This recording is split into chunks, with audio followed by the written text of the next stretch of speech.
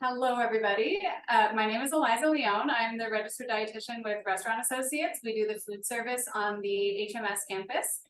And you are here at our virtual teaching kitchen class. This is a class that we do every month. And some of you, of course, have been here before, I know, but we've also got some new people here too. So this class is something that we offer every month. It's always a different recipe. We always like to focus on some different ingredients we haven't touched on before, different cooking skills, different, food cultures, all kinds of fun stuff. And got some fun nutrition information to throw in there throughout the class as well. So this is your reminder for those of you that are cooking along to preheat your oven to 375 if you haven't already. We also have a guest in the background. Amina, would you like to introduce yourself? Yes, good evening, everyone. I am Amina. I'm cafe supervisor for Restaurant Associates, and I'm glad to be joining you all this evening. I think I'm probably just excited, as excited as everyone else, if not more, and I'm glad I'll be able to taste after. Yeah, exactly. She's just down the hall in the office, so she and I get to have this for dinner tonight. We have plenty of time during the class to prep all of the ingredients, to cut everything and all that, so you don't need to do that in advance. That's something that we really like to do in our virtual teaching kitchen classes. We want to make sure that you can do a full meal start to finish in 1 hour. So some food safety things up front. I wanted to talk about the anchovies, if you're using anchovies. These are salt cured and preserved in oil, so they're safe to eat straight from the can. But after you open them, make sure you refrigerate them. They will last for another week or two after you open up the can. And with all of your produce items, with those of you that have been in this class before, you hear me repeat things, but all of your produce items, please make sure you wash them beforehand, including your lemon, even though we're not going to be eating the lemon peel. Anything that your knife touches, you want to make sure you wash it. Your herbs, all produce, all that stuff. And also always be careful with your knife, of course. I have a handy cut glove that protects my hand from being cut, but I know that's not a typical home cooking tool. So just be very careful with your knife. You want to be sure, actually, it's better to use a sharp knife instead of a dull knife, because dull knives don't get a good grip and they can slip and cut your hand. So you always want to make sure to keep your knives nice and sharp. And also make sure you've got an oven mitt handy or something to handle the pans coming out of the oven. And I think with that, we're gonna kick it off. So the first thing we are starting with is our farro. So you can see my overhead view here, so you can watch what I'm doing. So I've got farro. This, like I said, is a type of whole grain.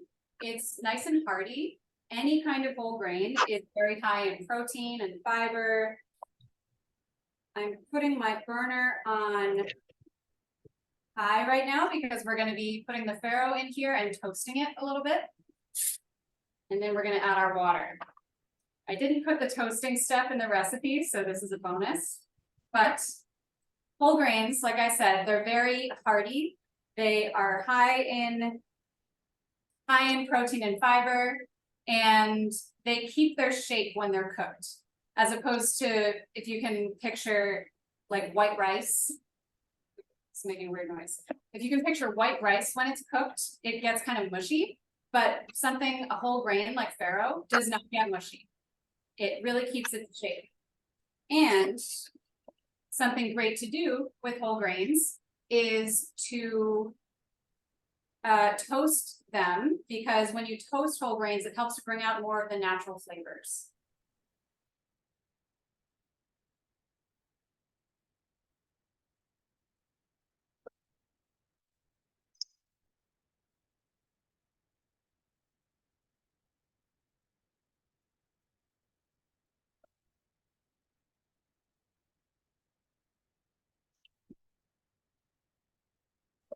So we're just putting, you can put your head over the pot, or if you're worried, then you can just push the scent toward your face with your hand. That's probably the safer way to smell something that's cooking in a pot, especially if you have like bubbling stuff in there that might splash you. Just kind of pushing the scent toward you is the safer way. So my farro is already starting to smell really great. And there are two options for the liquid with this, and this goes for any whole grain as well. You can use just water, and you can choose to add your own salt, pepper, any spices, anything like that. Or you can use some type of stock. So vegetable stock, chicken stock, something like that. And, you know, it just adds different kinds of flavor. But anytime you add something that's already prepackaged, like a stock, you always want to be sure to check the amount of salt in it, because it's very easy to go overboard with salt when you use packaged products. So tonight I'm going to just be using water. All right. Now that smells really good. Hopefully yours at home are also smelling kind of nutty if you did this step as well. I've got my water here. I'm doing 2.5 cups of water.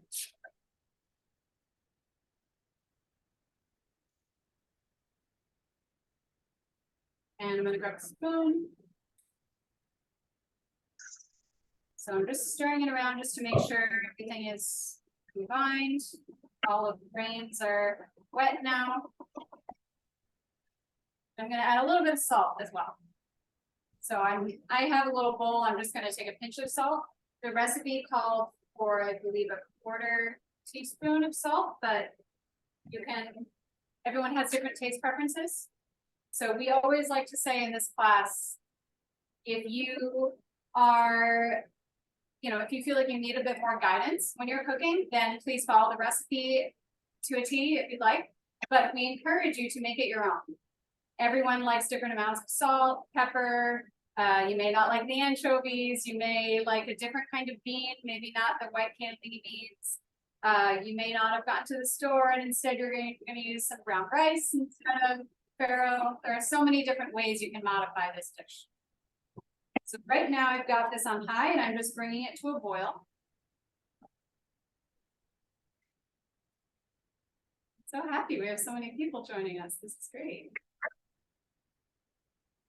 So while this is boiling, I want to talk about, so each quarter we have a different theme that we like to center our classes around. So this quarter is Mediterranean diet. That's been our theme. So of course we're doing an Italian dish tonight, but Mediterranean diet is the reason you hear it being talked about is because it's been shown people that follow the Mediterranean diet, so people that live in countries surrounding the Mediterranean Sea, have a longer life, better quality of life than a lot of people living in the US, unfortunately. So, of course, we wanted to figure out why that is. And through lots and lots of research over several decades, it's been determined that the Mediterranean diet is filled with plants.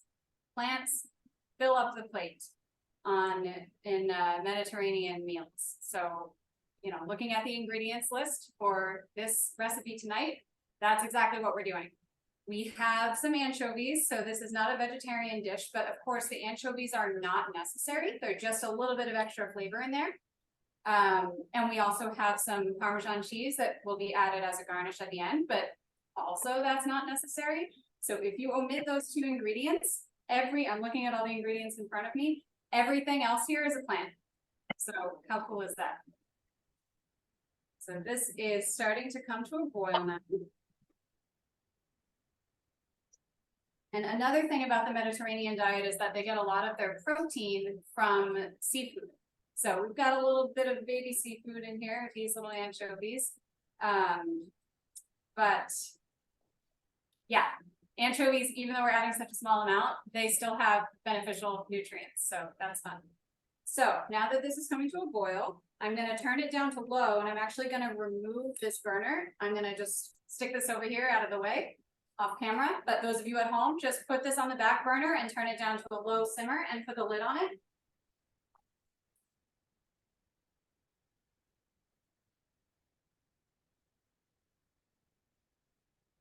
Let me grab my lid. Okay. And we're going to be checking on the farro throughout the class.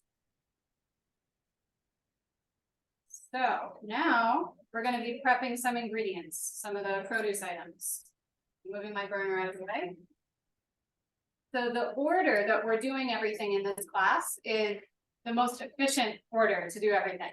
The farro took the longest, so that's why we started that first. And then we're gonna prep some veggies that are gonna go in the oven. So we're gonna start our zucchini. So got some nice big zucchinis here. I'm gonna cut off the ends and then slice these up. I'm gonna just put my cut glove on.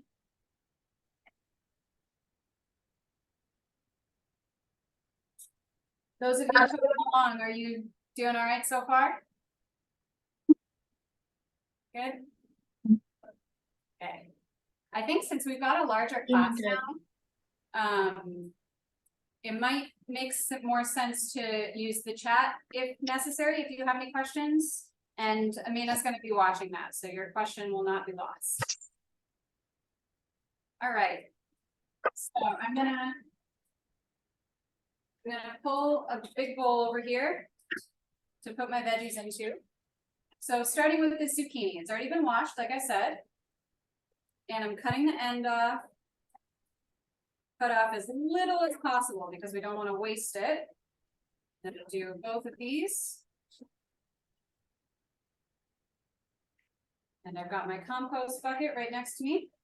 So because these are big, I'm gonna also cut them in half like this. And then I'm gonna slice it lengthwise. And we're gonna make some half moons. We've used zucchini in this class before, and this is my favorite way of cutting them. So I'm cutting them about 1/4 inch thick. Zucchinis are pretty big. So always remember that we're throwing these veggies in the oven, and the smaller you cut something, the faster it cooks. So that's a really good tip for if you're cooking and don't have a whole lot of time.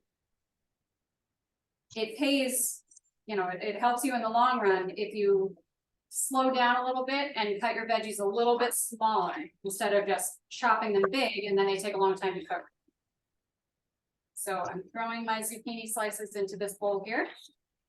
I'm gonna keep going. So the veggies that we're roasting are zucchini, onion, and we're using grape tomatoes. And those 3 veggies are seen very often in Italian food. It's not always grape tomato though. Sometimes it's like Roma tomato or a larger tomato. I like using the grape tomatoes because they're sweeter. The smaller tomatoes are sweeter. And I just think they look pretty. And also, they make less of a mess. When you cut a big tomato, it, you know, leaks juice all over the whole cutting board and it makes a big mess.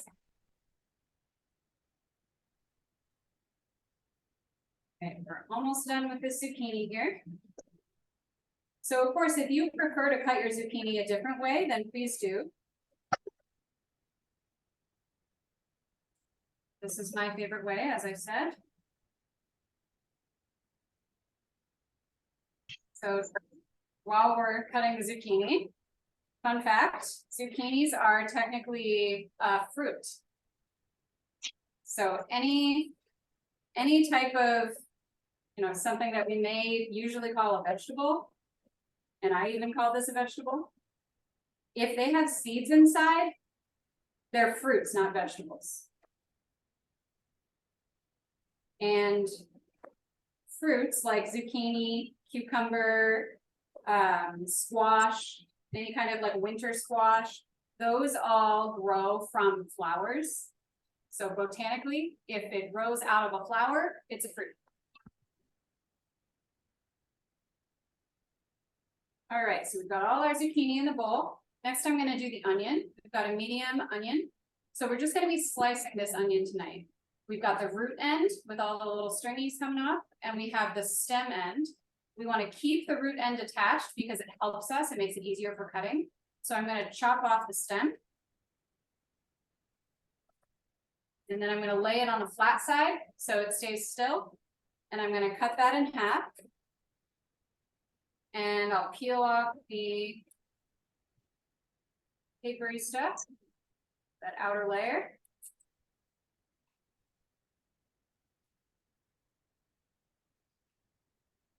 Again, I've got my compost bin right next to me, so that makes it easy. Peel all this off. And we're gonna be slicing. There are so many different ways to cut an onion. In, I think it was in our last class, I showed the fancy chef way to dice an onion, which I learned from our executive chef here. I always would see it done, but had no idea if I could even do it myself. But of course, with practice, you can do any of these hard culinary things. They're not so hard. All right, so I'm gonna lay this on the flat side. I'm gonna cut it in half, but I don't wanna go all the way up to the root. So I'm gonna cut it like that. The root is still attached. And then I slice. Again, about a 1/4 inch thick, about the same thickness as the zucchini.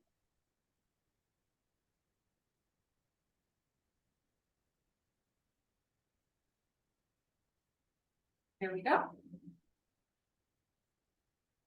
So, you know, they start out like wedges, but then of course they fall apart into different layers, but that's all right. So I'm gonna throw these in the bowl with the zucchini because they all go in the oven at the same time. And again, the other half, I'm gonna keep the root end attached. And then slice it a 1/4 inch thick.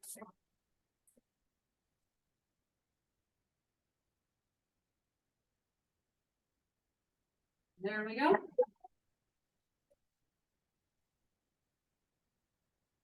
And our third veggie is the tomato. So I've got all these great tomatoes, like I said.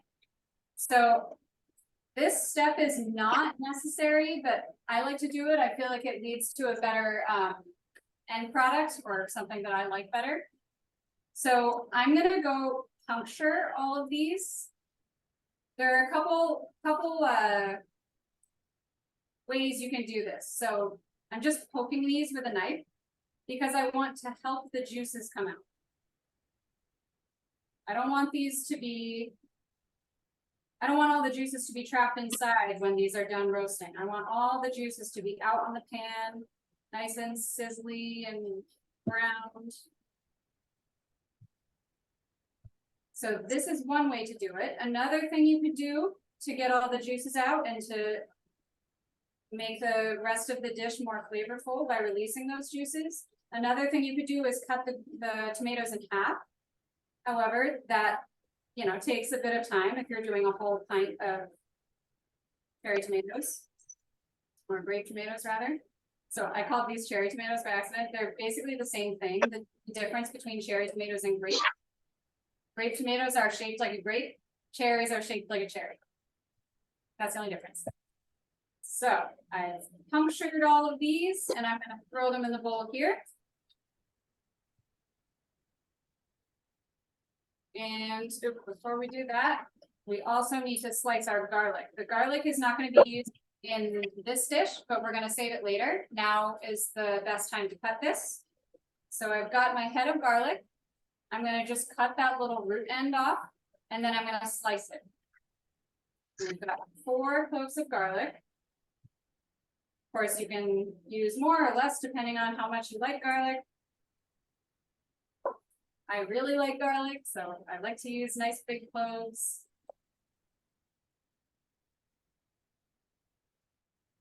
So I'm just gonna slice these. I've kind of bunched them all together. You can see that. I bunched them all together and I'm just slicing them together. If it's easier for you to just chop them or mince them, then go for it. I know these can be, you know, the weird shapes of garlic cloves make them a little bit tricky to cut, but you just practice and it gets easier. So I'm pushing this garlic to the side. We're not using it just yet. And now it's time to mix these veggies together. So we're adding canola oil. I've got my canola oil here. There was a measured amount in the recipe, but you know, oil is always a good thing to add. I've got garlic powder as well. This is 2 teaspoons of garlic powder. You can use, you know, up to that amount, or maybe you don't want quite that much. I've also got my salt. And my black pepper. Add a little bit more. Right. I'm gonna just toss all this together.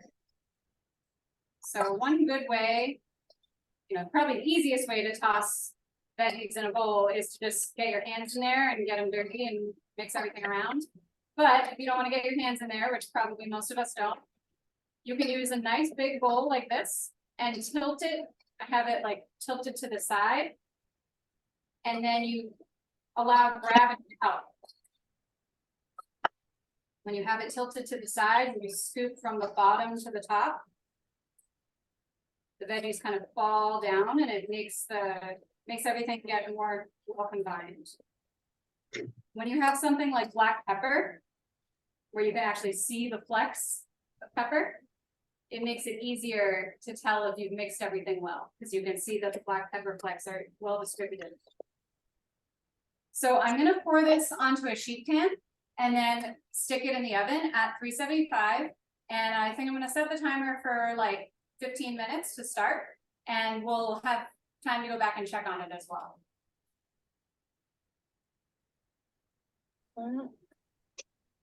How's everyone doing? Has anyone had this dish before? No? Oh, Nope, but I'm interested. me too. All right, so I'm kind of shaking this around, trying to spread it out evenly if I can. I want to try and break up some of the clumps of zucchini.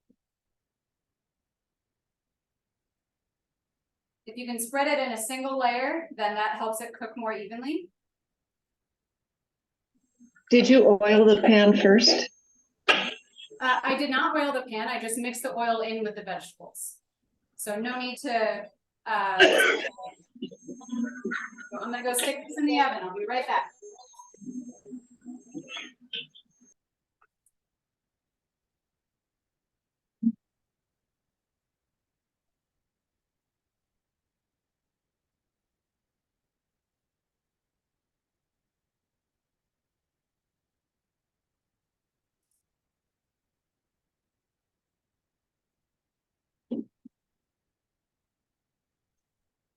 All right. So let's check my helpful list here. So next, we're gonna start the beans. So I'm gonna move this bowl out of the way here. Eliza, you have a second for a question? Yeah, of course. There's a question from Bev. Is there a reason to use canola oil versus olive oil? So you kind of see both of those oils being used pretty often. Sorry, I'm stepping away from the camera. I just wanted to show the Farro so far. Oop, I fogged up my camera. I'm just giving it a stir and then sticking it back on the burner. Canola oil has a higher smoke point, it's called, so it takes longer or it takes a higher heat for canola oil to actually like start to get smoky compared to olive oil.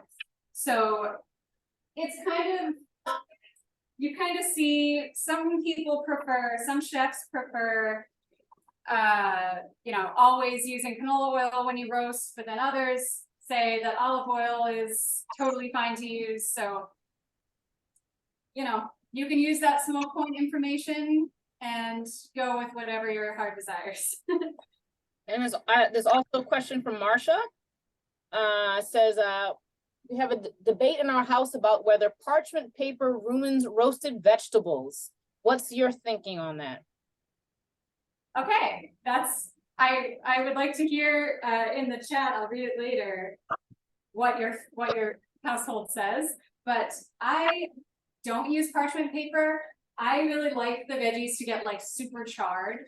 I feel like charring vegetables is a great way to give them additional flavor and make them even more delicious. And I feel like you just don't get quite the same char when you use parchment paper. I know that it makes cleanup significantly easier, obviously, so there's that. But, you know, if you use a good amount of oil as well, then that helps to prevent things from sticking to the pan so much. So, you know, pros and cons, but I definitely, I don't use parchment paper. Okay. So, checking my list here. So we're moving on to our beans now. So I have here a Dutch oven, but you don't need a Dutch oven, just some kind of like a bigger, maybe a little deeper, heavy bottomed pan. And I've got it on medium heat right now. So with this dish, I am using olive oil because it's not going to be quite as hot as the oven will be. So I do typically follow that guideline, canola oil for the oven, for frying, but olive oil for other things. Olive oil is already so fragrant. So you know your oil is hot when it slides around in the pan just like water with no resistance. All right, so I've got my oil and I have the sliced garlic that we sliced up, but I'm not going to use all of it. I'm only going to use, probably going to use like 3/4 of it. The rest of it I'm saving for the breadcrumbs that we're going to make later. So I'm just going to toss this around. Garlic can burn kind of quickly, so you just got to be sure to make sure you watch it. Keep moving it around. So like a couple minutes of this. We want it to get a little bit browned.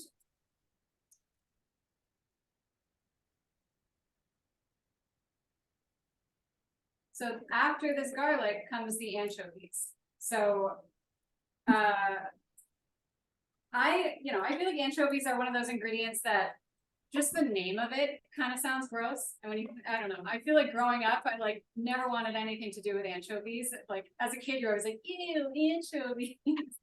But like as an adult, you know, you come around to it. The flavor, I guess you have to be a fish lover, but it's not super fishy at all. It's really more salty than fishy. And there's almost like an umami kind of flavor. Like it just helps to develop the depth of the flavor in your dish. And also what's cool about anchovies is they kind of just like disintegrate when you put them in the pan. They sort of just like dissolve. So it's not like you're ending up eating a whole fish in the end. You truly don't even know it's there. And with this dish, we have, you know, garlic, we're adding capers as well. We have olives that we're using as a garnish in the end. We have so many, we have lots of lemon that we're going to be adding. Parsley, we have so many delicious ingredients we're adding that add flavor. So the anchovies just add a little bit of the base flavor and that's about it. So now is the time to add them. So I'm only doing 2 fillets because I'm making a smaller batch than I made in the recipe for you all. So I've got my anchovies. I have my red pepper flakes as well. And be careful, as the red pepper flakes heat up, they kind of make a spicy smoke. So if you inhale that, you might cough. So keep your head a little bit further away. So I'm just stirring this around and you'll see the anchovies are kind of just going away. You can like smoke them up. And then eventually you don't even see them anymore.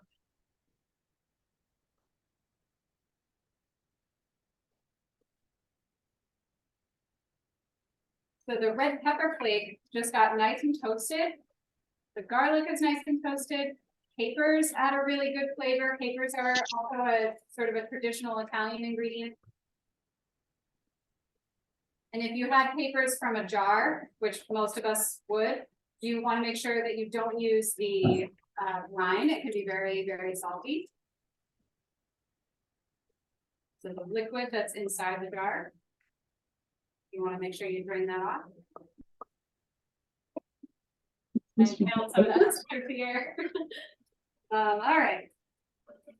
And now after that, it's time to add the beans. So this is like our base flavor.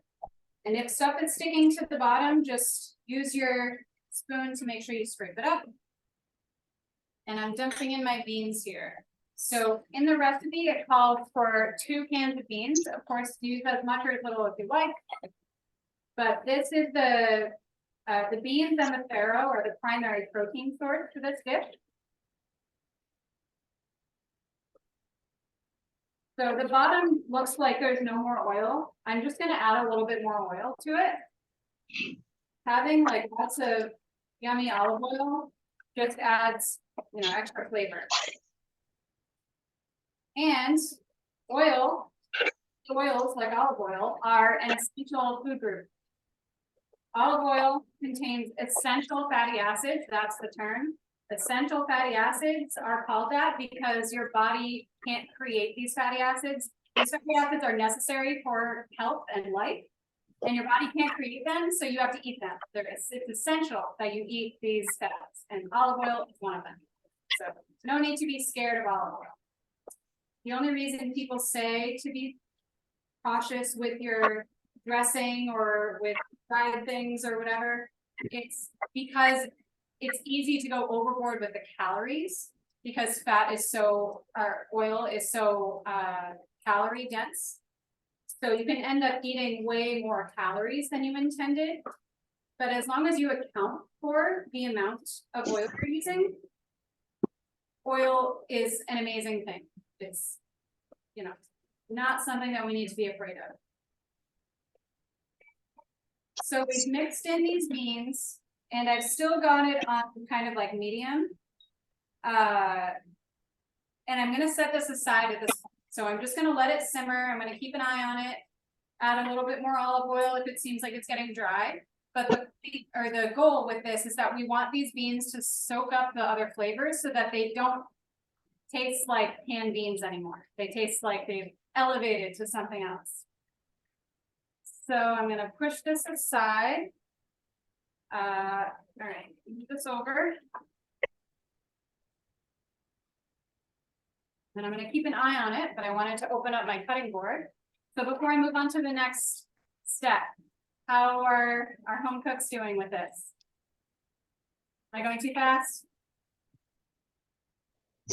Doing good. I actually used anchovies, Eliza. You did?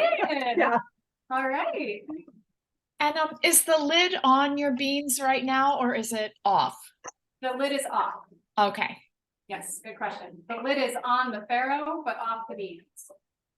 Gotcha. Missed that. Any other questions or anything? All right. Salt and pepper. Our next, let's see my list. So now I want to go check on those veggies in the oven, and I have a piece of bread here. This is just a piece of wheat bread.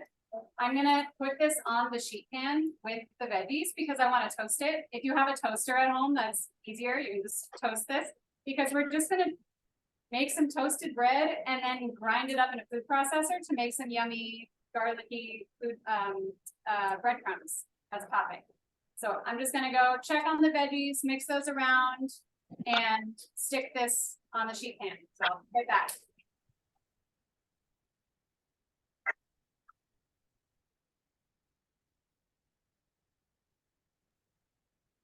All right, does anyone have any questions?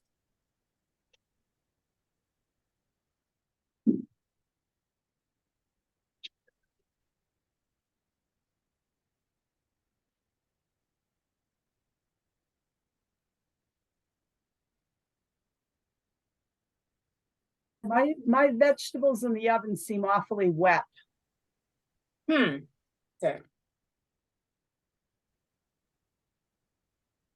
We'll see what Eliza says about that. What was that? Vegetables in the oven seem awfully wet, like it'll take a long time for them to char. So I just turn the heat up. Okay. Are they in a single layer or are they kind of piled on top of each other a little bit? Oh, it looks like you're muted again. I did cut the tomatoes in half though. So I don't know if that's why, but we'll I see. mean, yeah, so the juice that came out of the tomatoes is gonna evaporate pretty quickly. Okay. So yeah, that's totally fine. Okay. As long as I would say the biggest thing to think about with getting those veggies cooked is to make sure they're not like piled on top of each other, so the moisture gets trapped and they end up just getting like steamed instead of roasted. So if you can squish them out into a single layer, then that's the best thing to do. Or if it was too much for one pan, then maybe spread to another pan. So right now I'm mixing my beans around and scraping up the bottom. They look a little bit dry again, so I'm just gonna add some more olive oil.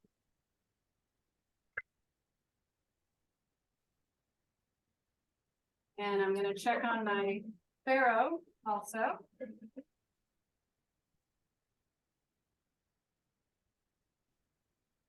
Right, so the farro, I'll show the update. Oops, steaming up my camera again. So there's still water there, you can see, but it's definitely cooking down. So that's great.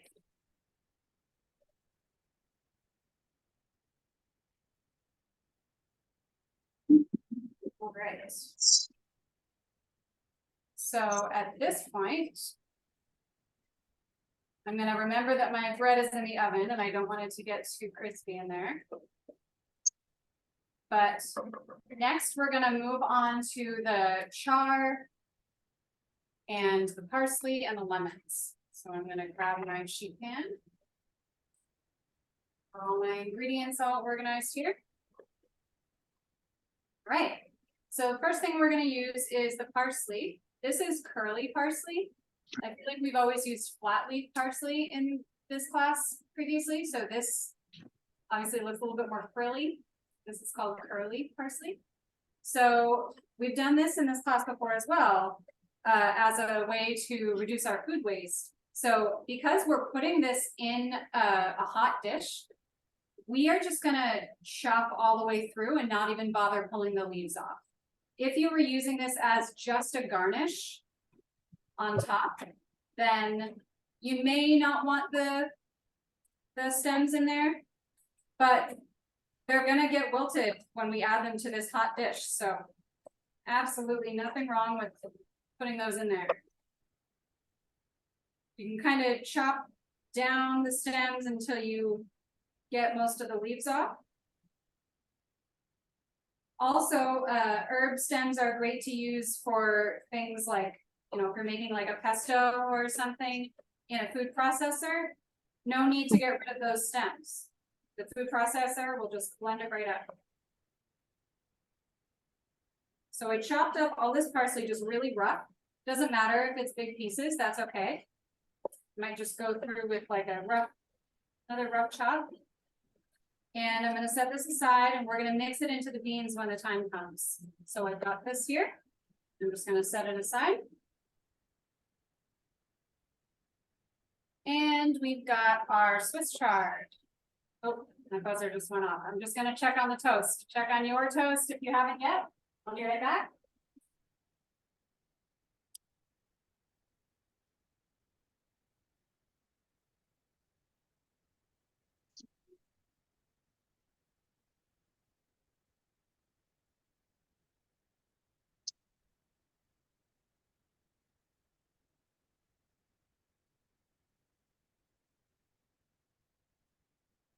All right, it actually looks like it could go a little bit longer. If you can get like a little char on your toast, then that makes even better breadcrumbs. So, all right, the Swiss chard, I'm just stirring up my beans here. The beans should be getting kind of like a golden color. And because we're using cannellini beans, these beans have a little bit more of a delicate skin. So they're kind of starting to break apart, which is great because it adds like, I'll show you what it looks like. It adds like varied texture.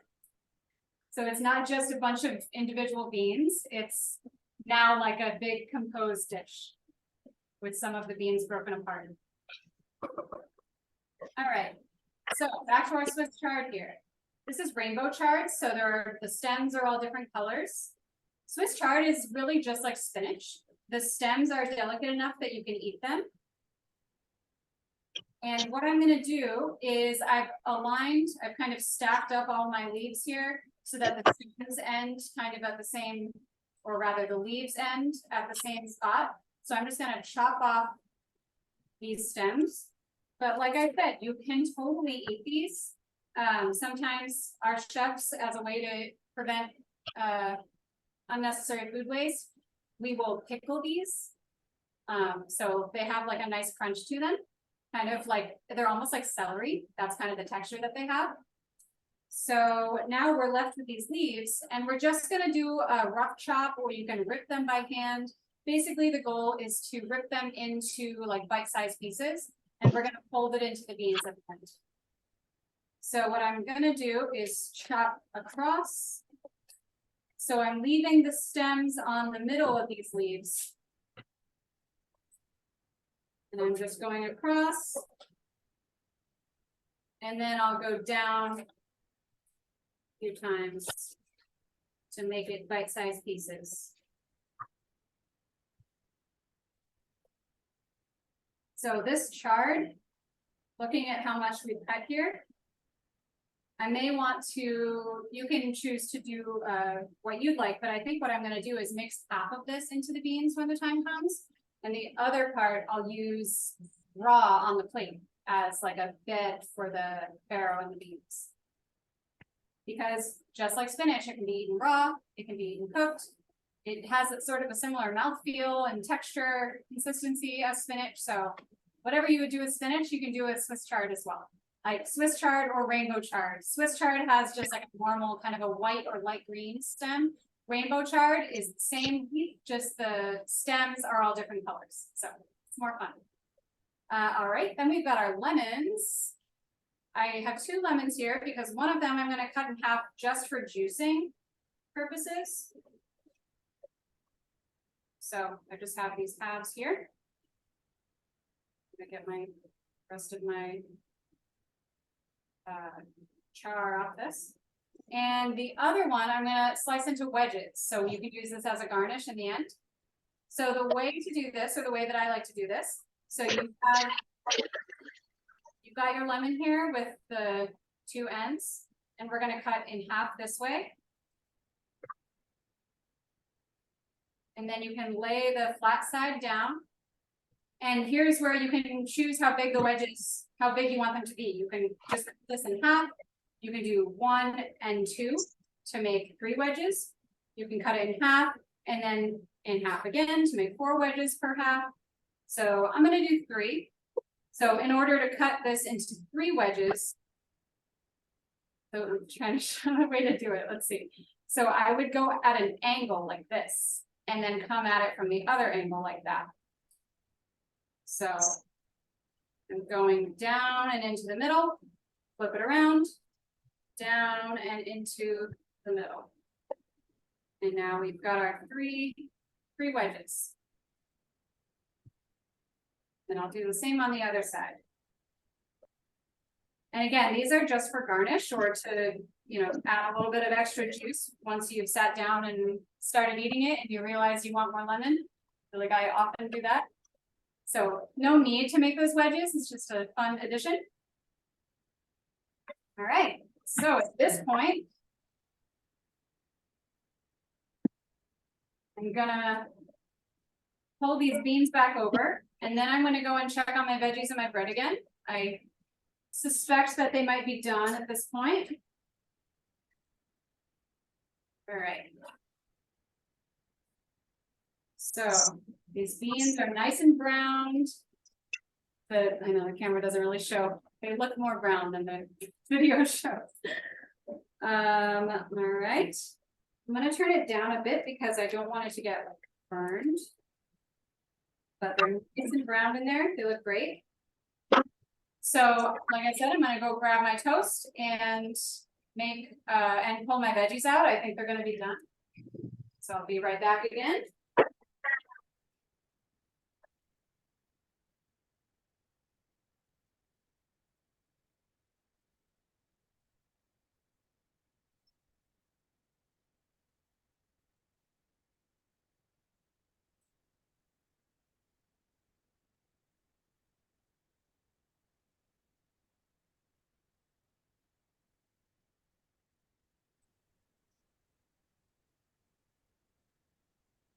Right. I'm gonna show you these veggies.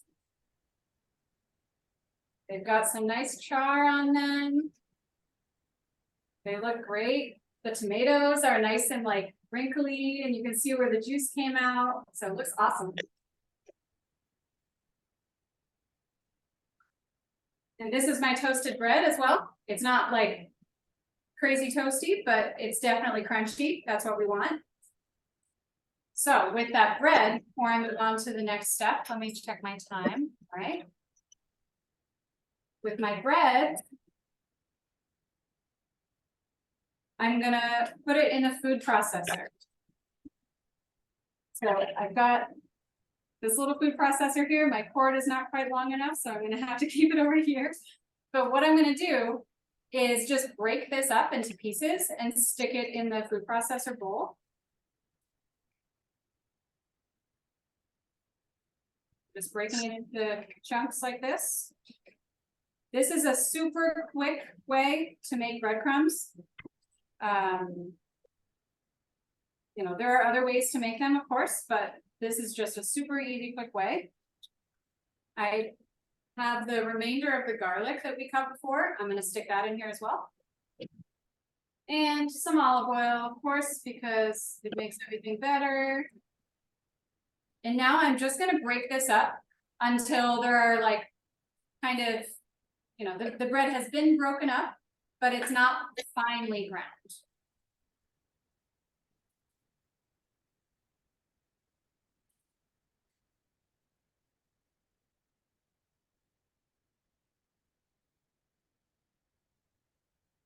All right. Show you what it looks like. So that's like a nice coarse brown. And because of the garlic being blended up in there, it's got some garlic flavor in there as well. So that's going to be a delicious topping in the end. So, all right, with these beans, I'm actually gonna, at this point, turn off the heat. I can take them off the heat. And we're gonna mix in our greens. Beans and greens. So we've got all this chard that we just cut up. So I'm just gonna start with a handful and see what I want to do after that. And we've got all this parsley. I'm gonna start with a handful of that as well. So because this isn't on the heat anymore, the only thing that we're gonna be seeing is that the heat trapped in the beans is gonna help the greens get a little bit wilty. So we're not expecting them to like be fully cooked or anything. We just wanna wilt them. If you wanted these to be fully cooked, the greens, then you could leave it on the heat and stir it around a bit more. Up to you what your preference is. We've got some nice pretty colors from the different stems of the rainbow chard. And then I'm gonna also add my lemon juice, squeeze my lemon juice. I had a juicer somewhere, but if you get any seeds into it, it just adds more fiber. So be it. I'm gonna squeeze the entire half of this lemon. You want these to be like super lemony, or I want them to be super lemony. That's the goal of this dish. Because lemon is such a fresh flavor, and it's always added at the end as something to like toss it around in and at the end, rather than during cooking, because it's essentially water. So like, you know, adding extra liquid during the cooking process might not have been necessary. So we're just adding this nice lemony flavor at the end.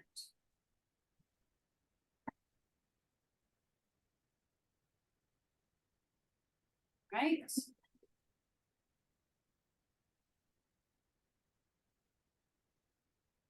I'm gonna taste test this now because that is a very important part of the cooking process. You always want to taste test and see if it needs anything else. So like I mentioned, we have so many different flavors in this dish. We've got lemon, we have salt, we have spicy with the black pepper and with the red pepper flakes. We have like the umami savory flavor from the anchovies. We have the earthy flavor of the chard. So there are so many different things you could add more of. So I'm gonna taste this and see if it needs anything.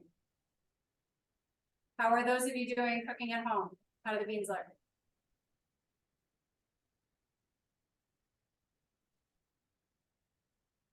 Good, you got a thumbs up from Barbara?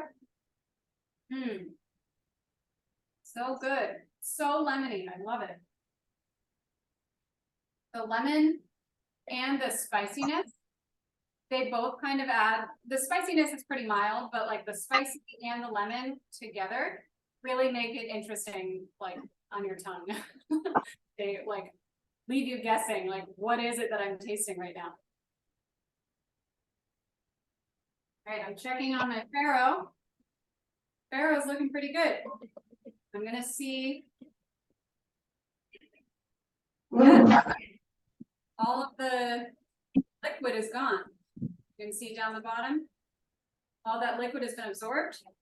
So I'm just gonna check this as well and make sure it's the right consistency.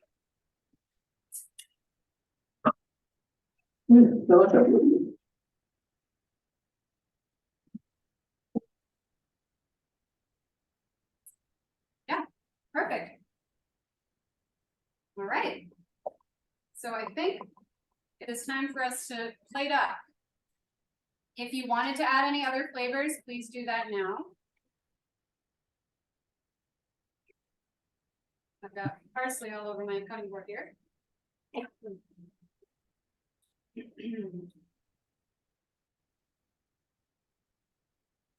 All right.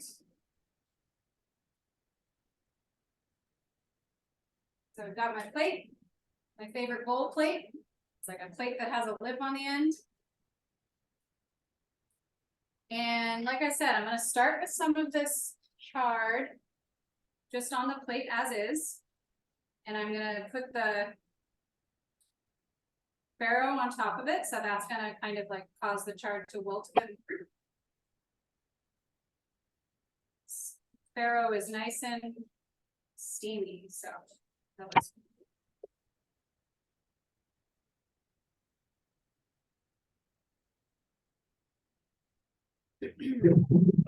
So one other thing about beans while I'm putting these on here, beans are kind of, they're like a dietitian's best friend.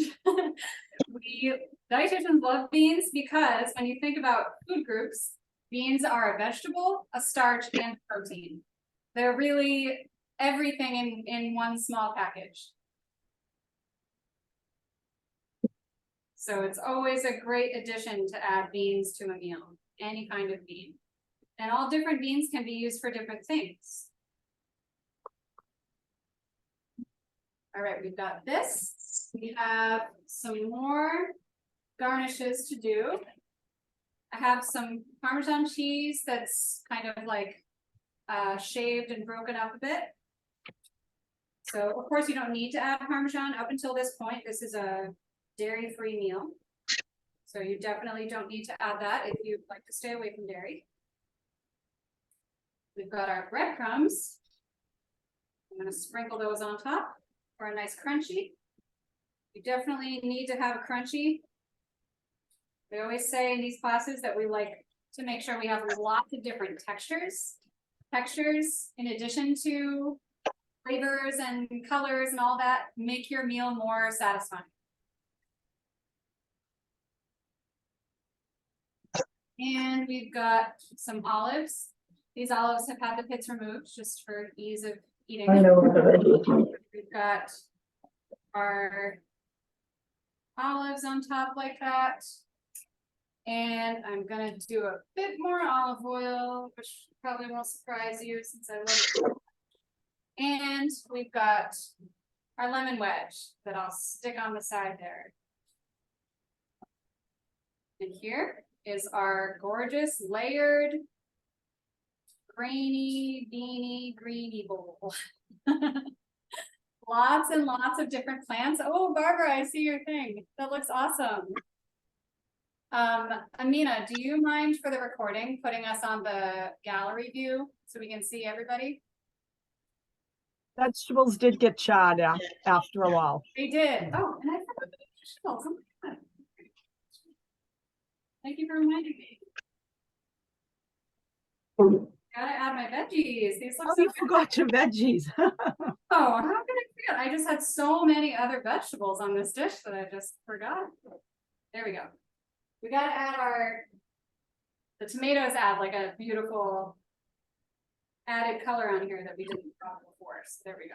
Now that looks even prettier. Yay. So what does everyone think? Those of you that cooked at home, are you wrapping yours up? I saw Barbara's done with hers. Rachel, how's yours coming? Almost there. Okay, okay. Yay.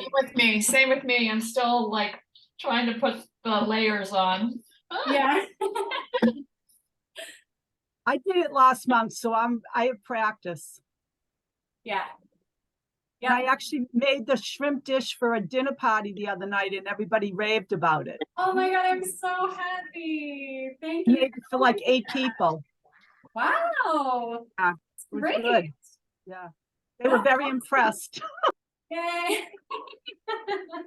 That's like exactly what I like to hear, that you were hesitant about something, you cooked along with us in this class, and you made it at home, and people told you that you were great, because you are.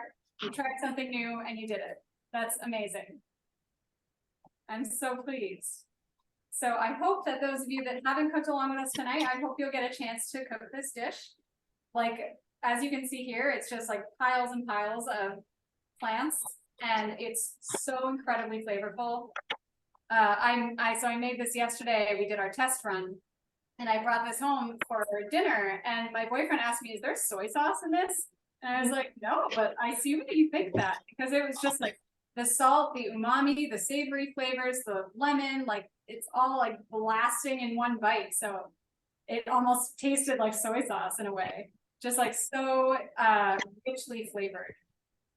So I know we're just over 6:30 now. So All right, here's mine. Here's mine. let's see. Don't know if you can see it. And the messy kitchen to go with it. Ah, that's how it has to be. That's great. Thank you so much. Thank you very much. We do All sometimes. right, here's mine real quick. Oh, beautiful. Just put the cheese on, but That's great. We do Taking the oven sometimes doesn't have go. one-pot meals in this class, so the dishes are far less than tonight. But I'm so pleased that those of you who cooked along are finishing up. I'm so grateful to all of you for coming. Any final questions or anything before we wrap up? That was great. thank you. Thank you. Thank you, everyone, so much. Enjoy your dinner. Have a great night.